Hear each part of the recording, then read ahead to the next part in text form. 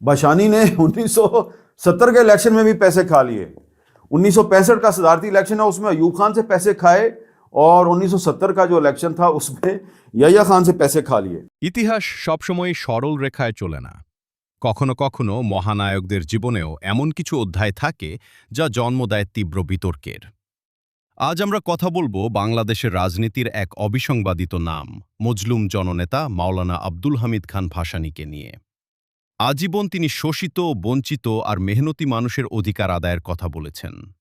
British Bharat থেকে শুরু করে পাকিস্তান আমল পর্যন্ত তিনি ছিলেন মাঠের রাজনীতির এক অপ্রতিরোধ্য কণ্ঠস্বর।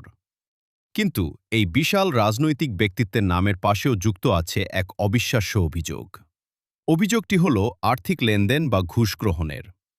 শুনতে অবাক লাগলেও ইতিহাসের পাতায় কান পাতলে শোনা যায় মাওলানা ভাসানী নাকি ১৯৬৫ সালের নির্বাচনে ফাতেমা জিন্নাহর সাথে বিশ্বাসঘাতকতা করে আইয়ুব খানের কাছ থেকে ঘুষ নিয়েছিলেন। শুধু তাই নয়, ১৯৭০ সালের নির্বাচনেও নাকি তিনি জেনারেল ইয়াহিয়া খানের কাছ থেকে বিপুল অঙ্কের অর্থ নিয়েছিলেন। আজ আমরা নিরপেক্ষভাবে ইতিহাসের পাতা ঘেঁটে দেখব এই চাঞ্চল্যকর অভিযোগগুলোর পেছনের সত্যতা আসলে কতটুকু। মূল আলোচনায় যাওয়ার আগে মাওলানা ভাসানীর রাজনৈতিক অবস্থানটা একটু বোঝা দরকার। ভাসানী ছিলেন বামপন্থী রাজনীতির এক প্রভাবশালী নেতা। ন্যাশনাল আওয়ামী পার্টি বা ন্যাপের প্রতিষ্ঠাতা হিসেবে তিনি ছিলেন প্রবলভাবে সাম্রাজ্যবাদ বিরোধী এবং কট্টর চীনপন্থী। তাকে বলা হতো লাল মাওলানা। তার জীবনযাপন ছিল অত্যন্ত সাদামাটা। টাঙ্গাইলের সন্তোষে একটি সাধারণ কুঁড়ে ঘরে থাকতেন তিনি। পরনে থাকত সাধারণ লুঙ্গি আর খদ্দরের পাঞ্জাবি। তাহলে প্রশ্ন ওঠে, এমন একজন মানুষ কেন হঠাৎ করে আইয়ুব খান বা ইয়াহিয়া খানের মতো সামরিক স্বৈরশাসকদের কাছ থেকে ঘুষ খেতে যাবেন? আসুন ইতিহাসের একটি নির্দিষ্ট সময়ে ফিরে যাই। সময়টা ১৯৬৪ থেকে ৬৫ সাল। পাকিস্তানে তখন প্রেসিডেন্ট নির্বাচন কড়া নাড়ছে। সামরিক শাসক ফিল্ড মার্শাল আইয়ুব খানের বিরুদ্ধে সমস্ত বিরোধী দল একজোট হয়ে গঠন করেছে কপ বা কম্বাইন্ড অপোজিশন পার্টিজ। তাদের প্রেসিডেন্ট প্রার্থী হিসেবে দাঁড় করানো হল কায়েদে আজম মোহাম্মদ আলী জিন্নাহর বোন ফাতেমা জিন্নাহকে। পুরো পূর্ব ও পশ্চিম পাকিস্তানে তখন আইয়ুব বিরোধী তুমুল উত্তেজনা। ফাতেমা জিন্নাহ যেখানেই যাচ্ছেন লাখো মানুষের ঢল নামছে। সবার ধারণা ছিল মাওলানা ভাসানী এবং তার দল ন্যাপ সর্বশক্তি দিয়ে ফাতেমা জিন্নাহকে সমর্থন করবে, কারণ আইয়ুব খানের স্বৈরাচারের বিরুদ্ধে ভাসানী ছিলেন সবচেয়ে সোচ্চার। কিন্তু বাস্তবে ঘটল এক অদ্ভুত ঘটনা। ভাসানী প্রকাশ্যে ফাতেমা জিন্নাহকে সমর্থনের কথা বললেও প্রচারণায় তাকে খুব একটা সক্রিয় দেখা গেল না। ফাতেমা জিন্নাহ যখন পূর্ব পাকিস্তান সফরে এলেন, ভাসানী তখন অসুস্থতার কারণ দেখিয়ে রাজনীতি থেকে নিজেকে কিছুটা গুটিয়ে নিলেন। তিনি চলে গেলেন চিকিৎসার জন্য। এমনকি তার দলের ভেতরেও নির্দেশ ছিল আইয়ুব খানের প্রতি খুব বেশি আক্রমণাত্মক না হওয়ার। ফল যা হওয়ার তাই হল।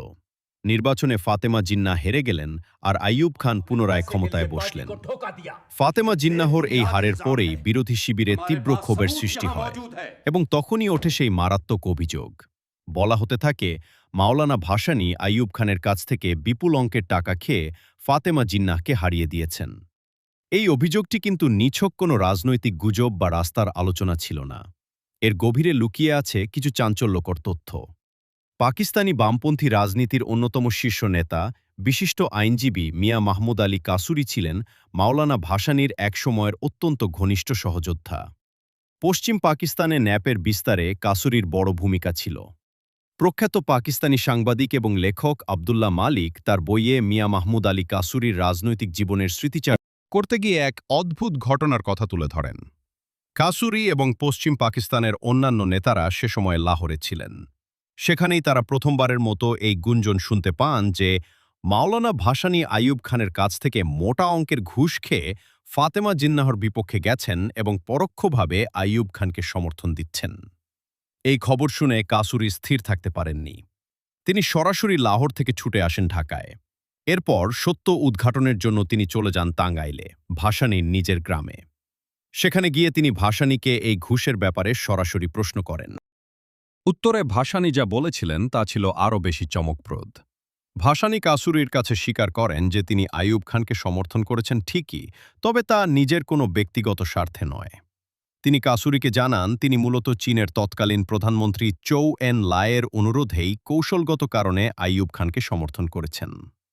আর সেই ঘুষের টাকার বিষয়ে ভাসানীর জবাব ছিল অনেকটা এমন: পয়সার বিষয়টা কিছুটা সত্য হতে পারে, কিন্তু এটা আমি নিজে নিইনি, দলের কিছু ছেলেপেলে হয়তো খেয়ে থাকতে পারে। ভাসানীর এই উত্তরের পর পুরো ঘটনাটি আরও রহস্যময় হয়ে ওঠে। দলের নেতাদের দুর্নীতির দায় কি তিনি নিজের ঘাড়ে নিচ্ছিলেন, নাকি এর পেছনে লুকিয়ে ছিল আরও গভীর কোনো রাজনৈতিক খেলা? বিতর্ক এখানেই থেমে থাকেনি। এরপর আসে ১৯৭০ সালের ঐতিহাসিক নির্বাচন। বঙ্গবন্ধু শেখ মুজিবুর রহমানের নেতৃত্বে আওয়ামী লীগ যখন সারা দেশে তুমুল জনপ্রিয়, তখন মাওলানা ভাসানী এক অপ্রত্যাশিত ঘোষণা দিলেন। তিনি স্লোগান তুললেন, ভোটের আগে ভাত চাই। এক পর্যায়ে প্রলয়ঙ্কারী ঘূর্ণিঝড়ের পর তিনি ১৯৭০ সালে নির্বাচন বর্জনের সিদ্ধান্ত নেন। এই নির্বাচন বর্জনের পেছনেও ওঠে সেই একই ঘুষের অভিযোগ। বলা হতে থাকে তৎকালীন সামরিক শাসক জেনারেল ইয়াহিয়া খানের সাথে ভাসানীর গোপন আঁতাত হয়েছে। ইয়াহিয়া খান কখনোই চাননি আওয়ামী লীগ নিরঙ্কুশ সংখ্যাগরিষ্ঠতা পাক। তাই বিরোধী ভোট ভাগ করতে এবং নির্বাচনকে প্রশ্নবিদ্ধ করতে ইয়াহিয়া খান ভাসানীকে বিপুল অঙ্কের অর্থ দিয়েছিলেন বলে অভিযোগ তোলা হয়। एविडेंस पेश कर रहा हूँ। ये किताब है जी मियाँ महमूद अली कसूरी साहब, जो उस वक्त नैब में थे। तो अयूब खान साहब ने मौलाना भासानी को पैसे दिए और पैसे दे के ख़रीदा, और उन्होंने मोहतरमा फातिमा जना की बजाय अयूब खान को सपोर्ट कर दिया। कि जब हमें पता चला कि मौलाना भासानी ने पैसे खा लिए हैं, तो हम कंफर्म करने के लिए इधर से लाहौर से गए, हम ढाका पहुँचे। तो ये किताब में लिखा हुआ है कि भासानी साहब ने कसूरी साहब को जवाब दिया कि मैंने चाइना के प्राइम मिनिस्टर चू एन लाई की दरख्वास्त पे अयूब खान की इलेक्शन में मदद की, और इसमें मैंने फातिमा जना की बजाय उसकी हमायत की। लेकिन हाँ, ये भी मान लिया कि कुछ पैसे वैसे भी मेरे जो लड़का लोग थे वो खा गए। लड़का लोग यानी कि यंगस्टर्स। उनकी एक किताब है 3 प्रेसिडेंट्स एंड द 8। ये इस किताब में वो खुद आई विटनेस हैं। उनके मौजूदगी में जनरल याहिया खान ने जनरल उमर से कहा, और उसमें पूछा है कि वो पैसों का क्या हुआ है, वो जो तुमने पैसे बांटे थे, कुछ सियासी जमातों को तुमने जो पैसे बांटे थे वो किधर गया? What become of all that financing of Qayyum Khan, Sabur Khan and Bhashani? Bhashani ने 1970 के इलेक्शन में भी पैसे खा लिए। 1965 का सदारती इलेक्शन है, उसमें अयूब खान से पैसे खाए, और 1970 का जो इलेक्शन था उसमें ইয়াহিয়া খান से पैसे खा लिए। এখন সবচেয়ে বড় প্রশ্ন হলো, এই অভিযোগগুলোর আসলে ঐতিহাসিক ভিত্তি কতটুকু? প্রথমত আমাদের বুঝতে হবে সে সময়ের আন্তর্জাতিক ভূ রাজনীতি। ১৯৬০-এর দশকে আইয়ুব খানের শাসনামলে চীনের সাথে পাকিস্তানের অত্যন্ত ভালো ও কৌশলগত সম্পর্ক তৈরি হয়েছিল। অন্যদিকে ফাতেমা জিন্নাহকে যে বিরোধী জোট সমর্থন দিচ্ছিল, তাতে অনেক ডানপন্থী এবং মার্কিনপন্থী দল যুক্ত ছিল। ভাসানী ছিলেন কট্টর চীনপন্থী নেতা। ভাসানী কাসুরিকে যেমনটি বলেছিলেন, চীনের প্রধানমন্ত্রী চৌ এন লায়ের অনুরোধের বিষয়টি সত্যি সে সময়ের ভূ রাজনীতির সাথে মিলে যায়। চীন মনে করত আইয়ুব খান ক্ষমতায় থাকলে এই অঞ্চলে মার্কিন প্রভাব কম থাকবে।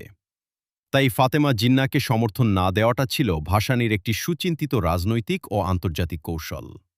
দ্বিতীয়ত আমাদের তাকাতে হবে ভাসানীর ব্যক্তিগত জীবনের দিকে। যিনি আইয়ুব খান বা ইয়াহিয়া খানের কাছ থেকে লাখ লাখ টাকা ঘুষ হিসেবে নিয়েছেন বলে অভিযোগ করা হয়, তার ব্যক্তিগত জীবনে বা তার পরিবারের জীবনে সেই টাকার কোনো সামান্যতম ছাপও কখনোই দেখা যায়নি। তিনি আমৃত্যু একজন সাধারণ কৃষকের মতোই জীবনযাপন করেছেন। তার কোনো বিলাসবহুল বাড়ি ছিল না, কোনো ব্যক্তিগত ব্যাংক ব্যালেন্স ছিল না, এমনকি মৃত্যুর সময় তিনি নিজের চিকিৎসার খরচ চালানোর মতো অর্থও রেখে যাননি। তাহলে দলের যে ছেলেপেলেদের কথা ভাসানী বলেছিলেন তারা কারা? অনেক ইতিহাসবিদ মনে করেন ভাসানীর সরলতার সুযোগ নিয়ে তার দলের ভেতরের কিছু সুযোগ সন্ধানী নেতা হয়তো আড়ালে সামরিক শাসকদের সাথে আঁতাত করে থাকতে পারে। কিন্তু এর দায়ভার দিন শেষে এসে পড়েছিল দলের শীর্ষ নেতা ভাসানীর কাঁধেই। ইতিহাস সবসময় জটিল, আর রাজনীতির হিসাব নিকাশ আরও বেশি জটিল। মাওলানা ভাসানী সত্যি কোনো আর্থিক লেনদেনে জড়িত ছিলেন কিনা তা তার কোনো দালিলিক, আইনি বা ব্যাংকিং প্রমাণ আজ পর্যন্ত কেউই হাজির করতে পারেনি। যা আছে তা হলো কেবলই রাজনৈতিক অভিযোগ, সন্দেহ আর স্মৃতিচারণ। কেউ বলেন তিনি ছিলেন আন্তর্জাতিক ভূ রাজনীতির এক চতুর খেলোয়াড়, যিনি বৃহত্তর স্বার্থে বা চীনের কৌশলগত কারণে আইয়ুব খানকে সমর্থন দিয়েছিলেন।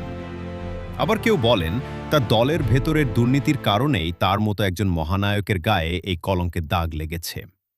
তবে সত্য যাই হোক না কেন, পূর্ব পাকিস্তানের কৃষকদের জন্য তেভাগা আন্দোলনে এবং বাংলাদেশের স্বাধীনতা যুদ্ধে তার যে অবদান, তা ইতিহাস থেকে মুছে ফেলার মতো নয়। তার রাজনৈতিক সিদ্ধান্ত নিয়ে বিতর্ক থাকতে পারে, কিন্তু তার দেশপ্রেম নিয়ে প্রশ্ন তোলাটা হয়তো ইতিহাসের প্রতি অবিচার। মাওলানা ভাসানীর এই বিতর্কিত অধ্যায় নিয়ে আপনাদের মতামত কি? তিনি কি সত্যি দলের দুর্নীতির দায় নিচ্ছিলেন, নাকি এটি ছিল নিছকই একটি ভূ রাজনৈতিক কৌশল? আপনাদের মূল্যবান মতামত আমাদের কমেন্ট করে জানান। ইতিহাসের এমন আরও অজানা এবং বিতর্কিত অধ্যায় সম্পর্কে জানতে আমাদের ভিডিওটিতে একটি লাইক দিন এবং চ্যানেলটি সাবস্ক্রাইব করে আমাদের সাথেই থাকুন। সবাই ভালো থাকবেন। ধন্যবাদ।